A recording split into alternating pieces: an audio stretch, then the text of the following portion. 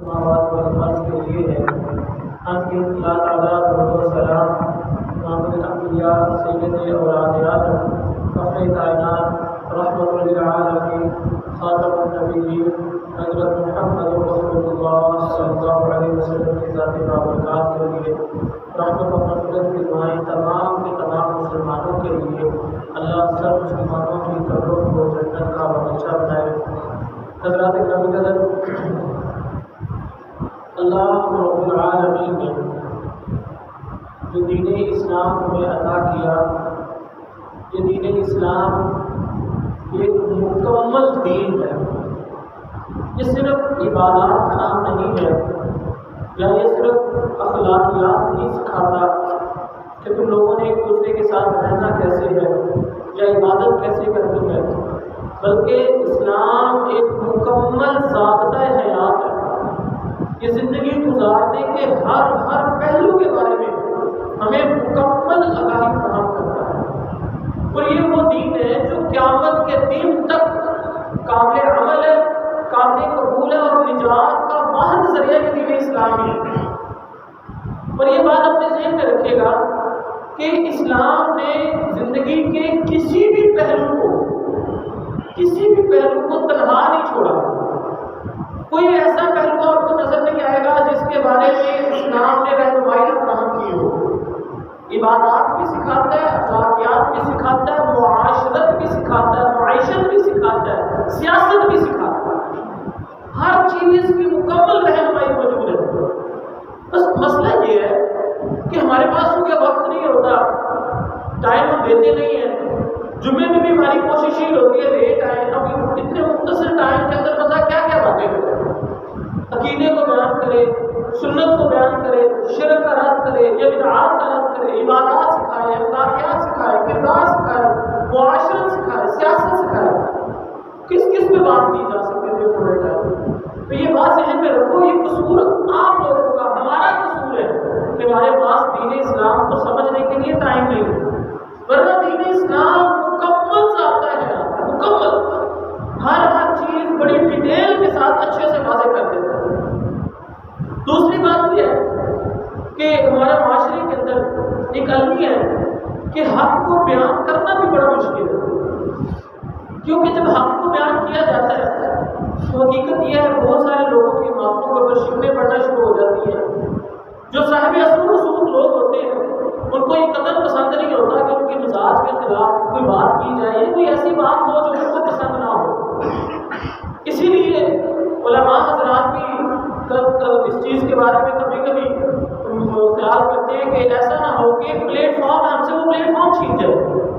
دیکھیں میرے اندر جتنا بھی علم ہے یا جو بھی بات میں دوستوں کو بتانا چاہتا ہوں، میرے پاس پلیٹ فارم ہوگا تو میں بتاؤں گا، اور اگر پلیٹ فارم ہی نہیں میں کیسے کسی کو بات پہنچا سکتا ہوں۔ اسی وجہ سے بسا اوقات دیکھتے ہوئے کہ کون سی بات کرنی ہے تاکہ فتنہ بھی نہ پھیلے تو بڑی چچی پوری بات کی جاتی ہے۔ اسی لیے میں آپ کو یہ بات بتاؤں، حسن بصری رحمہ اللہ علیہ کہا کرتے تھے لوگوں، فتنوں کا جب دور ہو نا تو علماء کے ساتھ چمٹ جانا۔ تم علماء کے ساتھ جب چمٹ کے رہو گے تو علماء آپ کو فتنوں کے بارے میں بتاتے رہیں گے، آپ فتنوں سے بچ جاؤ گے۔ اور ظاہری بات ہے ہر بات نہ تو اسٹیج پہ ہو سکتی ہے اور نہ ہی بیان کی جا پاتی ہے۔ بہت سارے لوگ ہوتے ہیں، بہت ساری باتیں ہوتی ہیں، پھر اتنا وقت بھی نہیں ہوتا۔ اسی لیے خدا اپنے دین کو سیکھنے کے لیے، حق تک پہنچنے کے لیے خود ٹائم نکالے، علماء کے ساتھ چمٹ جائیں، ان کو دوست بنائیں، ان کے پاس بیٹھا کریں، ان سے باتیں کیا کریں۔ ان کو کیسے پتہ چلتا ہے فتنوں کے بارے میں؟ آپ کی نظر میں ہو سکتا ہے آپ تو یہی سمجھتے ہوں گے کہ یہ ملا سادہ کمروں میں بیٹھا ہے، سارا دن مدرسے میں بیٹھا ہے، اس کو کیا پتا؟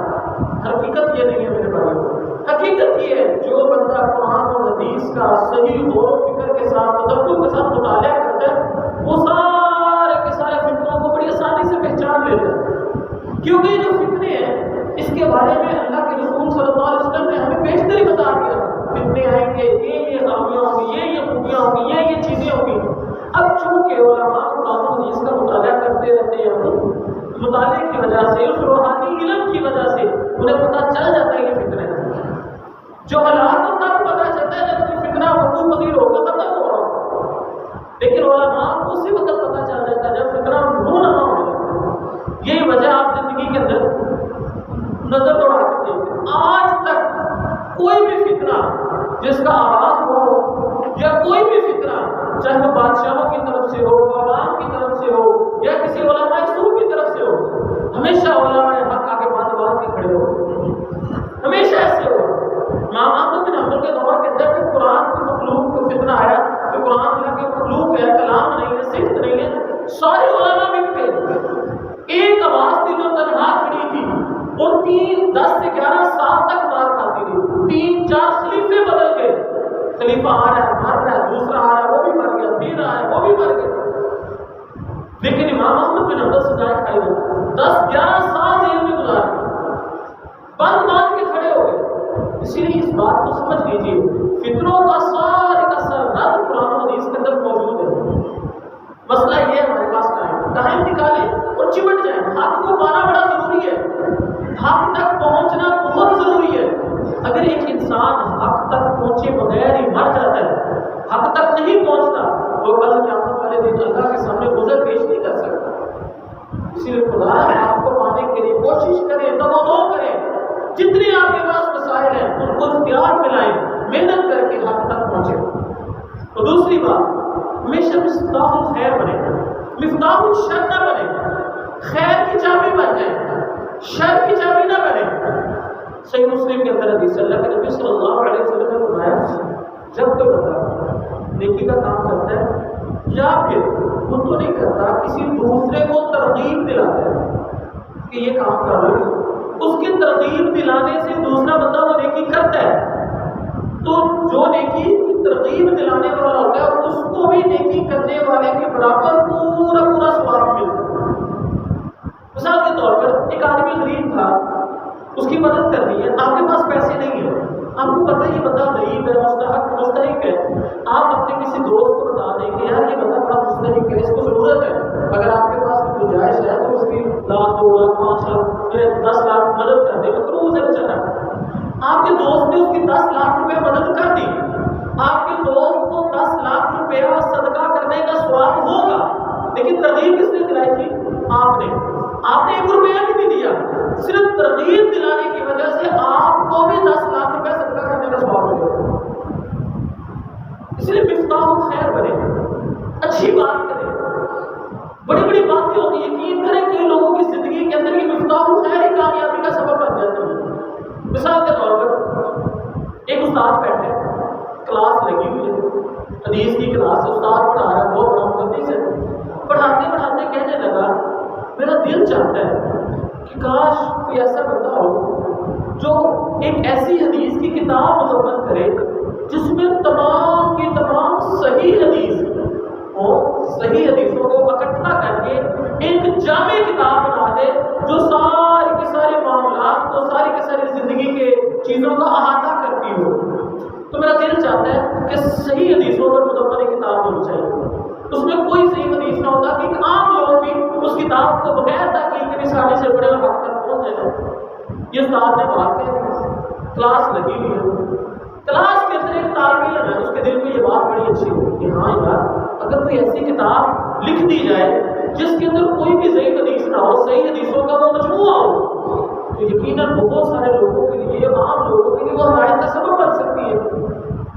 اور اس اسٹوڈنٹ نے، اس طالب علم نے یہ تہیہ کر لیا کہ یہ کام میں کروں گا۔ اس طالب علم کا نام ہے محمد بن اسماعیل البخاری، جس نے صحیح بخاری کی کتاب لکھی۔ اب ہم غور کریں، لکھی محمد بن اسماعیل البخاری نے، اس کا اشارہ، اس کی ترغیب کس نے دلائی؟ استاد نے۔ اب اس صحیح بخاری جو کتاب لکھی گئی، تب سے لے کر آج تک کوئی آدمی اس وقت تک عالم نہیں بن سکتا جب تک وہ صحیح بخاری کا مطالعہ نہ کر لے۔ کوئی مدرسہ اس وقت تک عالم فاضل کی ڈگری نہیں دے سکتا جب تک وہ صحیح بخاری نہ پڑھا دے۔ اور قیامت تک بھی انشاءاللہ یہ کتاب محفوظ رہے گی اور لوگ اس کو پڑھ کر سیدھے راستے پر آتے رہیں گے۔ اب بتائیں کہ جو کروڑوں اربوں لوگ صحیح بخاری کو پڑھ کے سیدھے راستے پر آئیں گے، صحیح راستے کو پہچانیں گے، اس کا ثواب کس کو ہوگا؟ امام بخاری کو تو ہوگا ہی ہوگا، کیونکہ یہ کتاب انہوں نے لکھی، لیکن اس استاد کو بھی ہوگا جس نے یہ ترغیب دلائی تھی۔ سوچیں بات کتنی چھوٹی سی، استاد نے بیٹھے بیٹھے کلاس میں کہی ساری زندگی کے لیے اس کی کامیابی، اور یہ ایک نیکی اس بندے کی کامیابی کے لیے کافی ہو۔ اسی لیے خدا مفتاح الخیر بنے، ہمیشہ اچھی بات کرے، حق بات کو پہنچانے کا ذریعہ کرے۔ آپ نہیں پہنچا سکتے، اسباب پیدا کرے۔ آپ کو نہیں پتا، آپ کو نہیں زیادہ اس چیز کا علم، کوئی بات نہیں، اپنی دکان میں، اپنے گھر میں، اپنی بیٹھک میں دوستوں کو چائے پر اکٹھا کریں، کو چائے پلائیں، جتنی آپ کو پتا آپ بتائیں، نہیں زیادہ پتا کسی عالم کو بلا لیں۔ آپ کی وجہ سے ایک بندہ سیدھے راستے پر آ گیا، ایک بندہ بھی، وہ آپ کی دنیا کی ساری نعمتوں سے سب سے بڑی نعمت ہوگی۔ حضرت علی رضی اللہ تعالیٰ کو یہی تو کہا تھا اللہ کے نبی صلی اللہ علیہ وسلم، علی تیری وجہ سے ایک بندہ بھی سیدھے راستے پر آ گیا، وہ تیرے لیے دنیا کی ساری نعمتوں میں سے بڑھ کر سب سے بڑی نعمت ہوگی۔ اور مفتاح الشر نہ کرے، کیونکہ صحیح مسلم کی اسی حدیث کا دوسرا ٹکڑا یہ ہے کہ اگر کوئی انسان برائی کا سبب بنتا ہے، برائی کرتا ہے، اس کا سبب بن جاتا ہے، جب تک وہ برائی پھیلتی رہے گی، لوگ اس برائی پر عمل کرتے رہیں گے، آپ کو بھی گناہ ہوتا رہے گا۔ مثال کے طور پر ایک آدمی نے گانا گایا، اب گانا گایا اس ایک بندے نے، اس گانے کو اگر 10 کروڑ لوگوں نے دیکھا ہے، 10 کروڑ لوگوں کو گناہ تو ہوگا، ان 10 کروڑ لوگوں کا گناہ اکٹھا کر کے اس بندے اکیلے بندے کو ہوگا جس نے اس گناہ کا آغاز کیا، جس نے ایک فلم بنائی ہے، اس فلم نے اس پروڈیوسر کو تو گناہ دیا، جتنے لاکھوں کروڑوں لوگ اس فلم کو دیکھیں گے اس پروڈیوسر کو گناہ ہوگا، کیونکہ اس برائی کا سبب ہوگا۔ اسی لیے خدا نا مفتاح الخیر بنے، مفتاح الشر نہ بنے۔ دنیا میں جب بھی کوئی قتل ہوتا ہے، اس قتل کا گناہ اتنا ہی، جتنا قتل کرنے والے کو ہوتا ہے اتنا ہی گناہ حضرت آدم علیہ السلام کے اس بیٹے قابیل کو بھی ہوتا ہے جس نے دنیا میں پہلا قتل کیا، کیونکہ اس برائی کا آغاز اس نے کیا۔ دنیا میں جب قیامت کے دن تک بنی آدم سے جو بندہ بھی قتل ہوتا رہے گا، اس کا گناہ اس قابیل کو بھی ہوتا رہے گا۔ صرف خدا مفتاح الخیر بنے، مفتاح الشر نہ بنے۔ اور دوسری بات، حق ہمیشہ حق ہوتا ہے، حق کو ثابت کرنے کے لیے کسی دوسری چیز کی ضرورت نہیں ہوتی۔ حق بذات خود ایک حق ہے۔ حق اس چیز کا نام نہیں ہے کہ اگر علاقے کے چودھری یا علاقے کے بڑے یا علاقے کے اچھے لوگ کسی چیز کو اپنا لیں تو وہ حق ہے، اور اگر کمزور یا کمی لوگ کسی چیز کو اپنا لیں تو وہ بری بات نہیں۔ حق کی اپنی ایک پہچان ہے، اور دین اسلام میں حق صرف اور صرف قرآن و حدیث کا نام ہے۔ اس کی دلیل 26واں پارہ سورہ محمد پہلی ہے، وَآمَنُوا بِمَا نُزِّلَ عَلَىٰ مُحَمَّدٍ وَهُوَ الْحَقُّ مِن رَّبِّهِمْ۔ سورہ محمد کی دوسری آیت ہے، وہ ایمان لاتے ہیں اس چیز پر جو نازل کیا گیا، وَهُوَ الْحَقُّ مِن رَّبِّهِمْ، تیرے رب کی طرف سے وہی حق ہے۔ اب نازل کیا ہوا ہے؟ یا قرآن یا حدیث، یا تو قرآن ہے جو آسمان سے نازل ہوا، یا اللہ کے نبی صلی اللہ علیہ وسلم کے فرامین ہے۔ اللہ کے نبی اپنی مرضی سے دین کے معاملے میں نہیں بولتے تھے، ہاں يَنطِقُ عَنِ الْهَوَىٰ، وہ وہی بولتے تھے جو اللہ رب العزت نے فرماتے تھے۔ تو آسمان سے صرف 2 چیزیں نازل ہوئی، ایک قرآن ایک حدیث، ایک وحی جلی ایک وحی خفی، اور ان دونوں کو حق کہا گیا اللہ رب العزت، اور یہی حق ہے، اس کے علاوہ حق نہیں ہے۔ چاہے ساری دنیا اس کا انکار کرتے ہیں، حق پھر بھی قرآن و حدیث کا نام، ساری دنیا مان لے حق پھر بھی قرآن و حدیث کا نام۔ اسی لیے اپنا یہ مزاج بنائیں، انات مسئلہ نہ بنایا کریں۔ اگر کوئی بات آپ کو سمجھ نہیں آ رہی، آپ نے ساری زندگی اس کے خلاف گزار دی ہے، کوئی فرق نہیں پڑتا، لیکن اگر آپ کو حق پتہ چل گیا اور اب آپ نے پھر انات مسئلہ بنا لیا، حق کو قبول نہ کیا، اب مسئلہ بنے گا، اب آپ لوگوں کی ناکامی کا سبب سفر یہاں سے شروع ہو جائے۔ اسی لیے خدا حق کو حق رہنے دے، حق کو سمجھے، اس کے بارے میں کوشش کرے، حق کو بدلنے کی کوشش نہ کرے۔ حق ہمیشہ حق ہوتا ہے، اور وہ قرآن و حدیث کا نام ہے۔ صحابہ کرام رضوان اللہ اجمعین کی کامیابی کی وجہ پتہ کیا ہے؟ سارے صحابہ عالم نہیں تھے۔ آپ حضرت ابوبکر صدیق رضی اللہ تعالیٰ عنہ کی زندگی پڑھ کے دیکھ لو، کئی جگہوں پر وہ غلطی کھا ہے۔ ایک اور بوڑھی عورت آئی، اس نے آ کر پوچھا کہ دادی اماں کا وراثت میں کوئی حق ہے؟ حضرت ابوبکر صدیق رضی اللہ تعالیٰ عنہ کہنے لگے نہیں، میں نے ویسے کوئی کام کیا تھا کہ مجھ سے سنی، وہ عورت چلی گئی۔ اب حضرت ابوبکر صدیق رضی اللہ تعالیٰ عنہ نے جب صحابہ سے بات کی کہ ایسی کوئی بات ہے کچھ ہے تو مجھے بتا دو، ایک صحابی نے کہا نہیں، اللہ کے نبی صلی اللہ علیہ وسلم نے فرمایا تھا وراثت کے اندر دادی کا چھٹا حصہ ہوتا ہے۔ اچھا، فوراً اس عورت کو بلایا، امیر المومنین ہے، انبیاء کے ایک بات کا نہیں پتا تو انا کا مسئلہ نہیں بنایا، بلکہ فوراً اس اماں کو بلایا، اپنی غلطی کا اعتراف کیا کہ اماں جی مجھے نہیں پتا تھا، مجھے ابھی میرے ساتھیوں نے بتایا کہ اللہ کے نبی نے فرمایا تھا وراثت کے اندر سے دادی کا چھٹا حصہ ہوتا ہے۔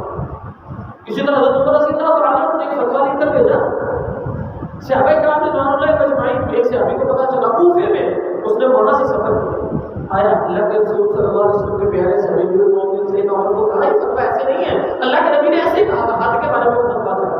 تو حضرت عمر رضی اللہ تعالیٰ عنہ نے فوراً رجوع کیا، دوبارہ نوٹیفیکیشن سارے علاقوں میں جاری کیا اور اوپر لکھا کہ میں غلطی پر تھا، مجھے اس فلاں بندے نے صحیح حدیث سنا کے سیدھا راستہ دکھا دیا، صحیح بات یہ ہے، یہ ان کی کامیابی کا راستہ۔ حضرت ابو ہریرہ رضی اللہ تعالیٰ عنہ سب سے بڑے عالم تصور ہوتے ہیں، آدھا دین اکیلے ابو ہریرہ نے بیان کیا، لیکن 30 ہجری تک وہ یہی فتویٰ دیتے رہے کہ اگر کوئی بندہ محترم ہو، یعنی کہ ناپاکی کی حالت میں ہو تو وہ روزہ نہیں رکھ سکتا، روزہ رکھنے کے لیے، سحری کھانے کے لیے اس کو پاکی کے اندر ہونا ضروری ہے۔ 30 ہجری میں جا کے یہ بات حضرت عائشہ سے کسی نے ایک دفعہ پوچھی، کہا کہ جو ناپاک ہے مطلب محترم آدمی ہے یا محترم عورت ناپاکی کا وہ روزہ رکھ سکتی ہے کہ نہیں رکھ سکتی؟ سحری کھا لے بعد بنا لے جگہ رکھ سکتے ہیں؟ تو اس نے کہا کہ نہیں، اس کو سائل نے کہا کہ حضرت ابو ہریرہ کہتے ہیں نہیں رکھ سکتے، کہا اس اللہ کے بندے کو نہیں پتا، اللہ اس کے اوپر رحم فرمائے، میں اللہ کے نبی کی بیوی ہوں، میں نے کتنی دفعہ دیکھا کہ اللہ کے نبی صلی اللہ علیہ وسلم محترم ہوتے تھے، ناپاکی کی حالت میں ہوتے تھے اور اس وقت وہ روزہ رکھتے تھے، بعد میں نہ لیتے۔ تو سحری کھانے کے لیے پاک ہونا تو ضروری نہیں ہے، انسان کا غسل واجب ہے، وہ بعد میں بھی کر سکتا ہے، سحری کھا سکتا ہے۔ تو حضرت ابو ہریرہ نے فوراً رجوع کر لیا اس بات پر۔ تو یہ 2-3 باتیں میں نے آپ کو بتائی ہیں کہ صحابہ کرام رضوان اللہ اجمعین اس دنیا کے سب سے بہترین لوگ تھے، اور ان کے اس کامیاب ہونے کی وجہ کیا تھی؟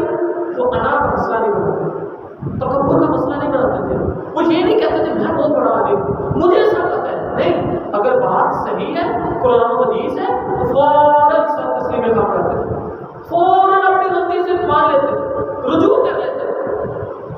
اب وہ ایسے بے شمار واقعات ملیں گے، لیکن چونکہ میرا موضوع نہیں ہے اس لیے میں نے تھوڑی سی بات بتا دیتا ہے کہ صحابہ کرام کی کامیابی کی اصل وجہ سماع اور اطاعت تھی، سنتے تھے عمل کرتے، سنتے تھے عمل کرتے تھے، حق کو حق رہے، سنیں اس پر عمل کریں، حق کو بدلنے کی کوشش نہ کریں، خدا نے مفتاح الخیر بنے، حق کا کھلا مت گھونٹے، بہت مشکل حق بولنا، پہلے بڑے چچے بونے الفاظ میں بیان کیا جا رہا ہے، اسی لیے خدا مفتاح الخیر لوگوں کے لیے حق بتانے کا سبب بنے، حق کو پہنچانے کا سبب بنے۔ تو میں بات کر رہا تھا حق صرف اور صرف قرآن و حدیث کا ہے، حق بدل نہیں سکتا، چاہے کوئی بھی بات ہو، چاہے آپ کے ساری کی ساری زندگی کے نظریات کو الٹ ہو۔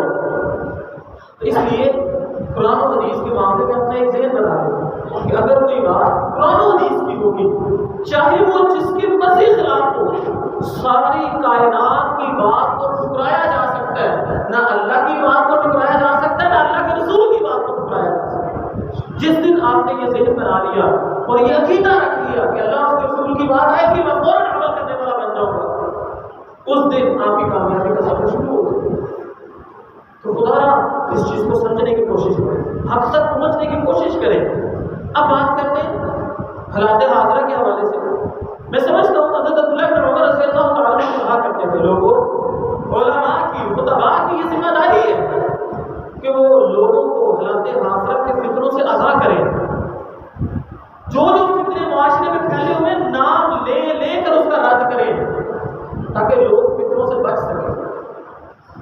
میں سچ بتاؤں تو اس سٹیج کو، اس مسند رسول صلی اللہ علیہ وسلم کو سیاست کی نظر نہیں کرنا چاہتا، یہی وجہ ہے کہ عرصہ ہو گیا میں نے کبھی سیاست کے بارے میں یہاں پہ بات نہیں کی، نہ کبھی عمران خان کی، نہ مشرف کی، نہ صرف شہباز شریف، نہ نواز شریف، نہ زرداری، کسی کی بات نہیں کی، لیکن آج میں آپ کو منہج ضرور بتاؤں گا کہ سیاست کے حوالے سے مسلمانوں کا منہج ہے کیا، اسلام ہمیں کیا سکھاتا ہے، اسلام نے ہمیں خلافت کے حوالے سے یا نظام کے حوالے سے سکھلایا کیا۔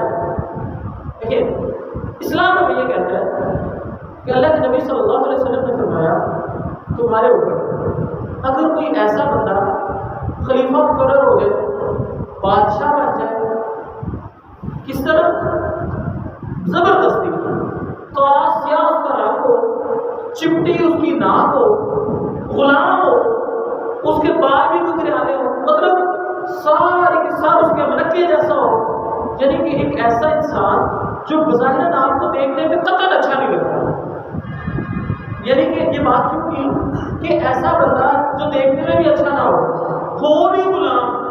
کوئی بھی انسان ایسے انسان کو خوشی سے اپنا بادشاہ نہیں بناتا، لیکن اللہ کے نبی صلی اللہ علیہ وسلم نے فرمایا ایسا انسان بھی اگر تمہارا بادشاہ بن جائے تو تمہارا کام کیا ہے؟ سما اور اطاعت، اس کی بات سنو اور اس کا کہنا مانو، اس کے خلاف خروج نہیں کرنا. ایسا آدمی جو کولا سیاہ، ناک ہو چپٹی، ناک ہو، بال گگریالے ہو، سر منکے جیسا ہو، مطلب بدترین انسان ہے بھی غلام. خوشی سے اسے کوئی اپنا سربراہ نہیں مقرر کر سکتا. وہ طاقت کے زور پہ جس طرح بھی حکومت میں آ گیا، اس کی حکومت استقرار پا گئی. اب آپ کا کام کیا ہے؟ سما و اطاعت، اس کی بات سنیں اور اس کا کہنا مانیں. ہاں اگر وہ کوئی بری بات کرتا ہے، قرآن و حدیث کے خلاف بولتا ہے، تو اس بات میں اس کا کہنا نہیں ماننا. باقی اس کا کہنا مانے، جو بات ہے مانتے، لیکن اگر قرآن و حدیث کے خلاف میں بات کہہ دے تو اس بات میں برائی کے معاملے میں اس کا کہنا نہیں ماننا. اور اگر مسلمانوں کی حکومت قائم ہے، ایک بندہ آتا ہے آ کر مسلمانوں میں تفرقہ ڈالنے کی کوشش کرتا ہے، صحیح مسلم کی حدیث ہے، تلوار لے کر اس کا سر قلم کرتا ہے. اسلام بغاوت کو کبھی بھی ہوا نہیں دیتا. یہ باتیں آپ کو کڑوی لگے گی، آپ نے کبھی بھی نہیں سنی ہوگی، لیکن یہ بات بالکل صحیح. میں نے آپ کو صحیح مسلم کی 2 حدیثیں سنائی ہے کہ بادشاہ بن گیا ایک بندہ زبردستی زور سے تلوار کے زور پہ کسی بھی طرح تمہارا بادشاہ بن گیا، ذرا خوبصورت نہیں ہے بھی غلام. تمہارا کام کیا ہے؟ سما و اطاعت. یعنی کہ اس کو اگر آج کے حدیث میں فٹ کرے تو کیا مطلب؟ اگر آپ کا بادشاہ معاشرے بن جاتا ہے تو آپ کا کام ہے معاشرے کی سما و اطاعت، اس کا کہنا مانو، اچھے کام کو اس کا ساتھ دو، اگر بری بات کرتا ہے تو اس کو چھوڑ دو، بغاوت بھی کرنی. اگر آپ کا بادشاہ بن جاتا ہے، وزیر اعظم بن جاتا ہے، سرداری، آپ کا کام ہے سما و اطاعت. نیکی کا کام میں اس کے مدد کرو، بری بات کرتا تو اس کو چھوڑ دو، بغاوت بھی کرنی. آپ کا بادشاہ بن جاتا ہے، وزیر اعظم بن جاتا ہے عمران خان، آپ کا حق بنتا ہے آپ اس کی سما و اطاعت، اس کی بات سنیں، نیکی کے کاموں میں اس کا ساتھ دیں اور برائی اس کو چھوڑ دیں، بغاوت نہیں کرنی. اب اس کے بعد پھر شباز شریف بن جاتا ہے، آپ کا کام پھر سما و اطاعت. اس کے بعد کل کو کوئی اور بندہ بن جاتا ہے، آپ کا کام سما و اطاعت ہے. اسلام ہمیں بغاوت کے بارے میں کبھی بھی نہیں کہتا، نہ ہی ہمیں اس بارے کو اچھالتا ہے کہ آپ احتجاج کرو، بادشاہ کو مجبور کرو، علل اعلان بادشاہ کے خلاف لوگوں کو ابھارو. اسلام ان چیزوں کے خلاف. اور سچی بات یہ ہے، کبھی ٹھنڈے دماغ سے گھر بیٹھ کر سوچئے گا، اگر ایسا ہو جائے تو ملک میں کتنا امن اور سکون ہو. ہمارے بادشاہ یہ بکری دور کا سنا، ہمارے بادشاہ 5 سال کے لیے یا 10 سال کے جتنی دیر کے لیے بھی حکومت میں آتے ہیں، وہ 5 سال کن چکروں میں پڑا رہتا ہے؟ اپنی کرسی بچانے کے چکر میں. اس کی ساری سیاست اپنی کرسی بچانے میں ہوتی ہے. وہ کفار سے کب لڑے گا؟ لمبی لمبی حکمت عملی کب طے کرے گا؟ اسلام میں یہ نہیں ہے کہ کوئی بادشاہ بن گیا تو اس کو 5 سال بعد ختم کر دو. نہیں، ایک بادشاہ بن گیا، وہ جب تک زندہ وہ تمہارا بادشاہ ہے، اس کے خلاف خروج نہیں کرنا، مرتے تب تک وہ تمہارا بادشاہ ہے. اب سوچیں، ایک بندہ بادشاہ بن گیا، جیسا بھی تھا، جو بھی تھا، وہ آپ کے ملک کا بادشاہ ہے، چلو لیٹس سپوز پیسہ کھاتا جو بھی کرتا ہے، یار اس کو یہ ٹینشن تو نہیں ہوگی کہ میں نے اپنی کرسی بچانے کے لیے محنت کرنی ہے.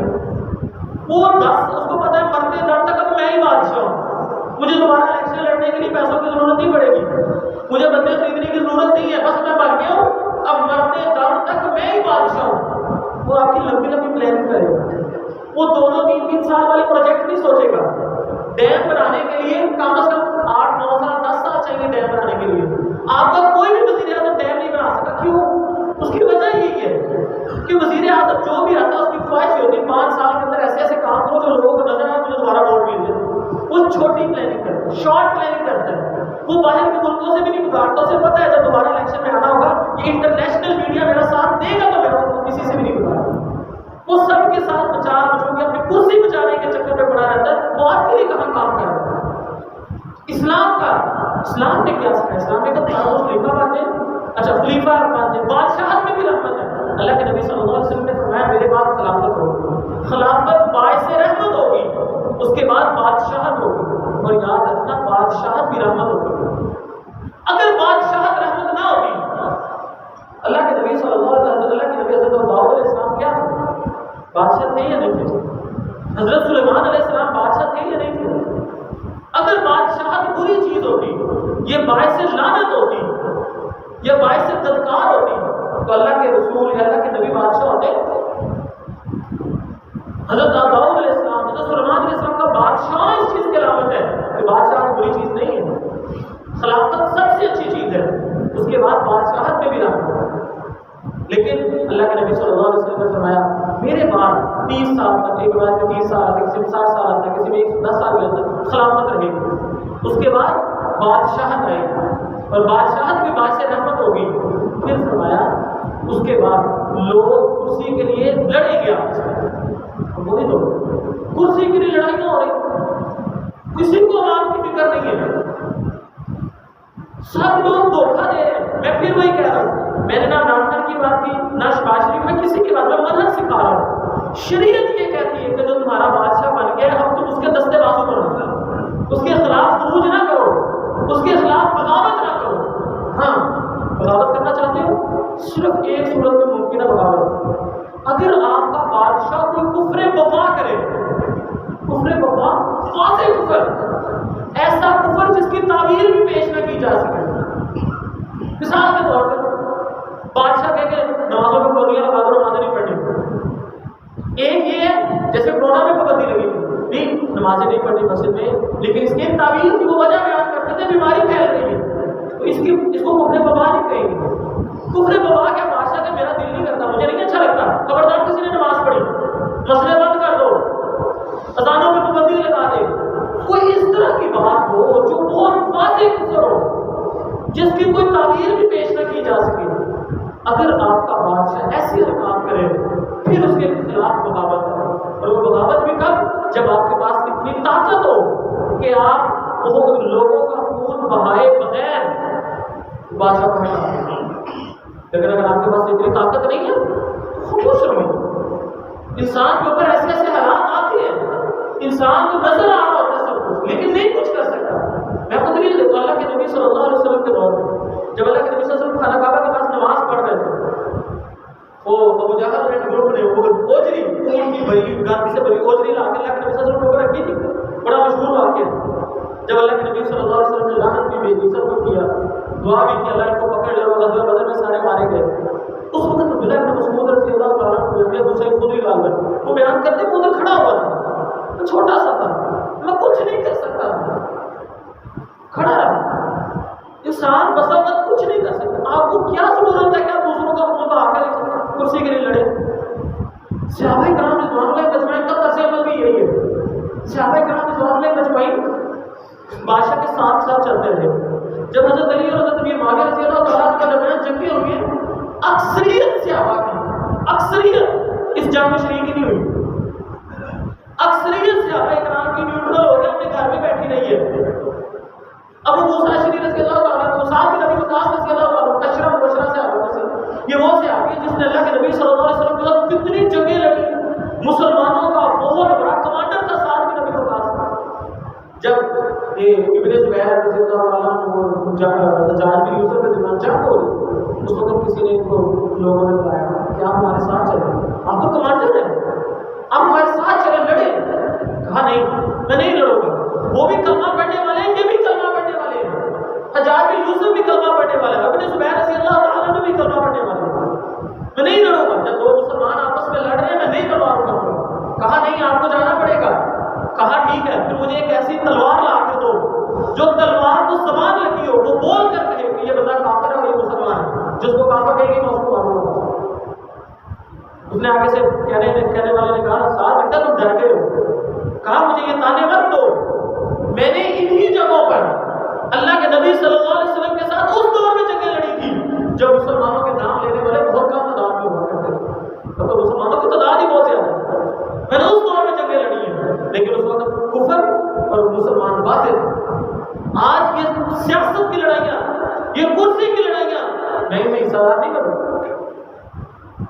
جب یزید اپنے بادشاہ سنبھالی، حضرت عبداللہ بن عمر رضی اللہ تعالیٰ عنہ کو لوگوں نے کہا کہ آپ ہمارے ساتھ نکلے. عبداللہ بن عمر رضی اللہ عنہ نے سختی سے ڈانٹ کے سب کو اٹھا لیا. اپنے خاندان والوں کو بھی کہا اگر کوئی میرے گھر میں سے کسی نے ساتھ دیا اس لڑائی کے اندر میرا اس کے ساتھ کوئی تعلق نہیں.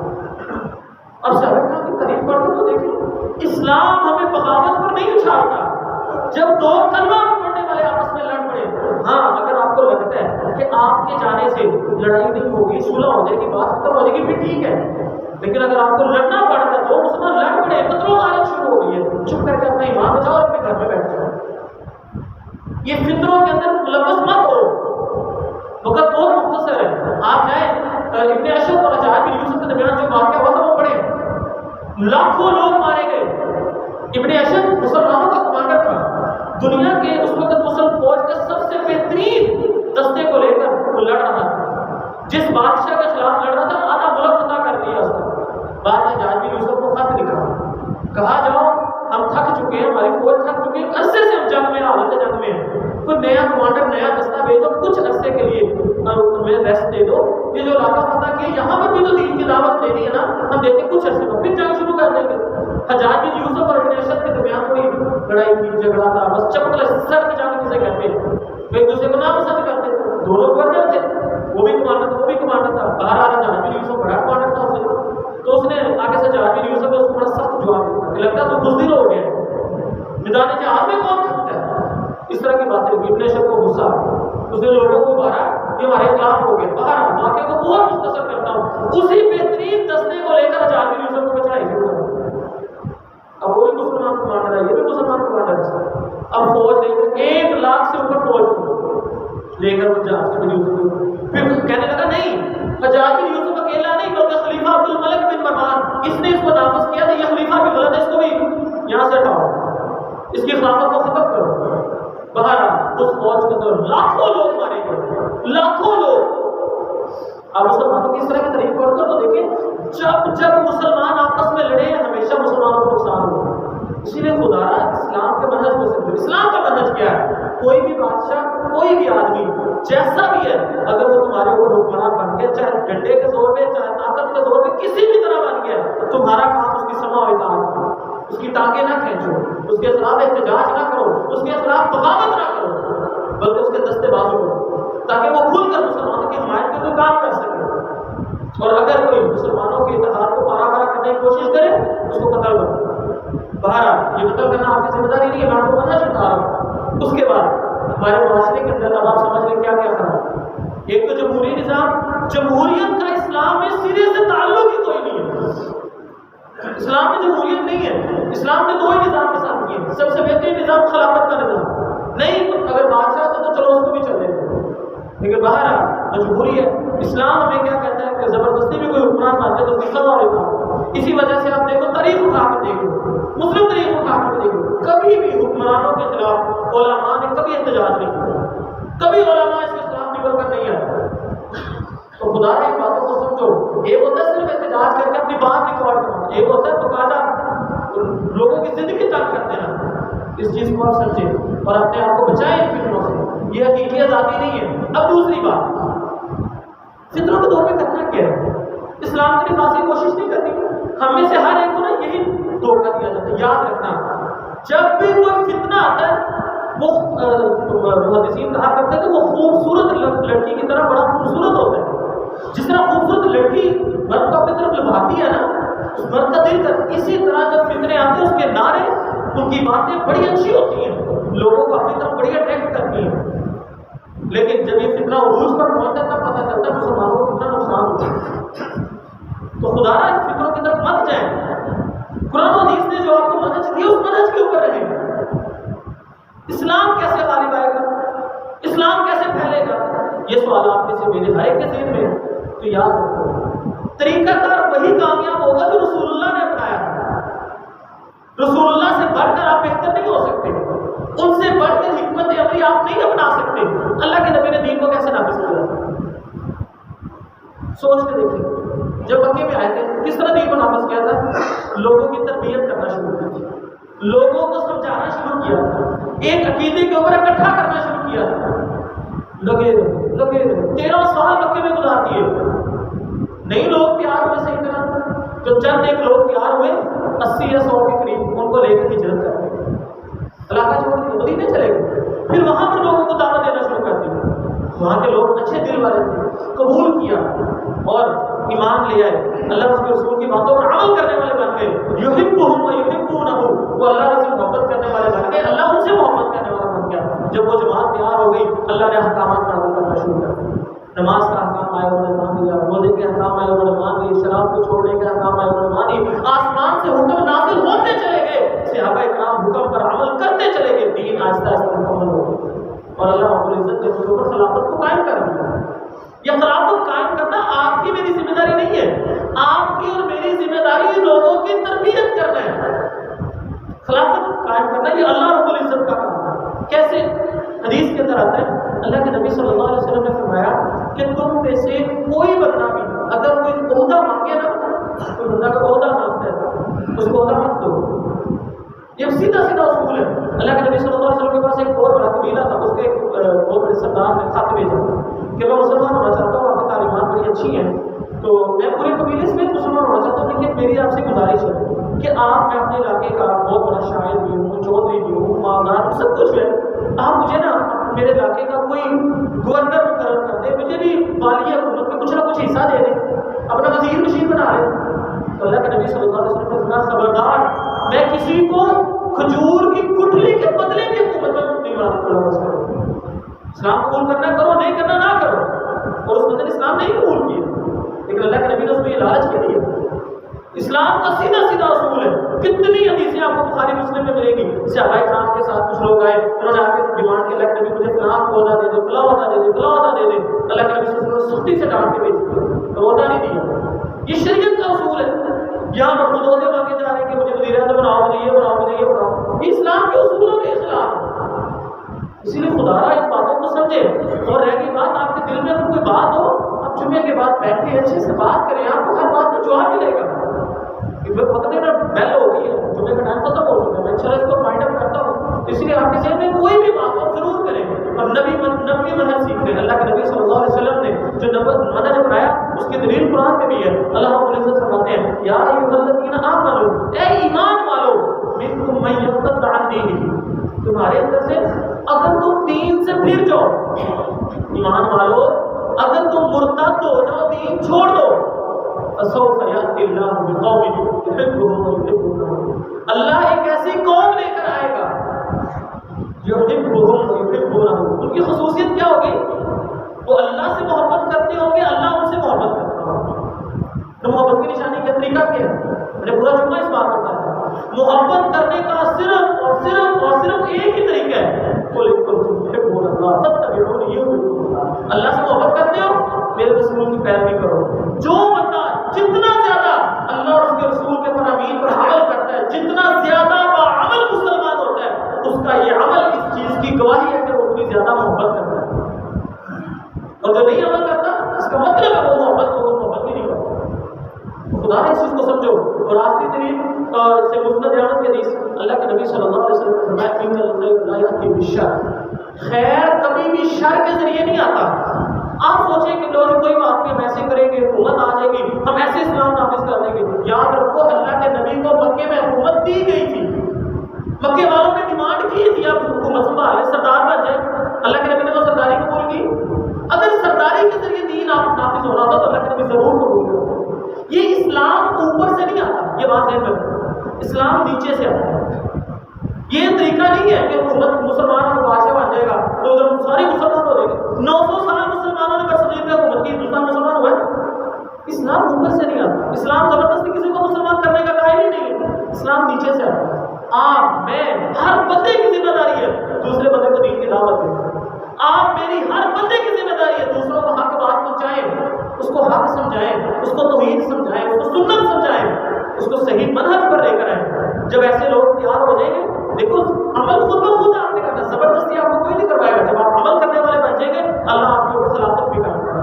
یہی دین کا نبوی منہج یہی ہے. باقی اس کے علاوہ اگر کسی بھائی کو کوئی سوال ہو، ضرور جمعے کے بعد پوچھ سکتے ہیں. ربنا آتنا فی الدنیا حسنۃ وفی الآخرۃ حسنۃ وقنا عذاب النار.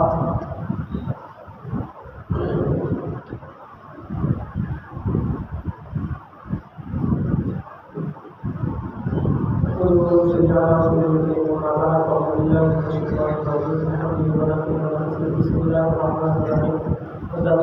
گناہ کرنے کے حوالے سے دو طرح کے لوگ ہوتے ہیں. ایک آدمی گناہ کرتا ہے، گناہ ہو جاتا ہے، لیکن جب اسے پتہ چلتا ہے تو وہ فوراً اللہ سے معافی مانگ لیتا ہے، اپنے گناہ سے رجوع کر لیتا ہے. ایسا بندہ اللہ کو بڑا ہی پسند ہے. اس کو دو چیزیں ملتی ہیں، ایک اللہ کی طرف سے مغفرت پلس رحمت. اللہ اس کو معاف بھی کرتا ہے، اس کا رحمت بھی نازل کرتا ہے، اس کا ایمان پہلے سے زیادہ مضبوط ہو جاتا ہے. ایک دوسرا بندہ گناہ کرتا ہے لیکن اسے باز ہی نہیں آتا، اس کو بتایا جاتا ہے قرآن یہ کہہ رہا ہے، حدیث یہ کہہ رہی ہے، حقیقت یہ، لیکن وہ اپنی ڈگر میں چل رہا ہے، اسے فرق ہی نہیں پڑتا. ایسا گناہ گار انسان وہ شخص ہے، اس کا دل سخت ہو جاتا ہے، وہ گناہوں کو قبول کرنے لگ جاتا ہے، پھر اس کو اللہ کا ڈر نہیں آتا، اور ایسا انسان بڑا ہی سخت دل ہو جاتا ہے اور دین سے آہستہ آہستہ دور ہو جاتا ہے. خدا اپنے اصلاح کیجیے اور اپنے آپ کو نرم دل والا بنائیں. جب بھی کبھی کوئی حق بات سنیں، ہو قرآن حدیث کی چیز کی تحقیق کریں، فوراً اس پر عمل کرنے والے بن جائیں. اللہ رب العزت سے دعا ہے، اللہ رب العزت ہمیں اپنی غلطیوں کی اصلاح کرنے کی توفیق عطا فرمائے، ہمیں مفتاح الخیر بننے کی توفیق عطا فرمائے، مفتاح الشر سے بچنے کی توفیق عطا فرمائے. اللہ ہمیں خیر کی، نیکی کی، بھلائی کی چابیاں بنائے، برے کاموں سے بچنے کا سبب بنائے. اور دوسری بات میرے بھائیوں، اکثر یہ کہا کرتا ہوں، یہ جمعے والے کے ٹائم اکثر لوگ لیٹ آتے ہیں، یہ بات اپنے ذہن میں رکھ لیں کہ جو بندہ امام کے ممبر پہ چڑھنے کے بعد مسجد میں آتا ہے، اس کا فرض تو ادا ہو جاتا ہے، اس کو جمعے کا کسی قسم کا کوئی بونس پوائنٹ نہیں ملتا، کوئی افضلیت نہیں ملتی، وہ فضیلت سے محروم ہو جاتا ہے. اور اللہ نے پورے ہفتے میں آپ سے یہ ایک دن مانگا ہے، آپ کے بدلے میں عیسائیوں کو دیکھو، اتوار کا سارا دن وہ کاروبار نہیں کر سکتے، یہودی ہفتے کا پورا دن کاروبار نہیں کر سکتے. مسلمانوں کو اللہ نے جمعے کے دن صرف یہ گھنٹہ ڈیڑھ خدا کچھ تو اپنے ایمان کی اصلاح کرو، کچھ تو اپنے ایمان کا لیول مضبوط کرو. اور اللہ کے لیے کچھ قربانیاں دو گے تو اللہ تمہیں کچھ عطا کرے گا. اللہ رب العزت سے دعا ہے، اللہ رب العزت میں صحیح معنوں میں حق سچ کو ڈھونڈنے کی اور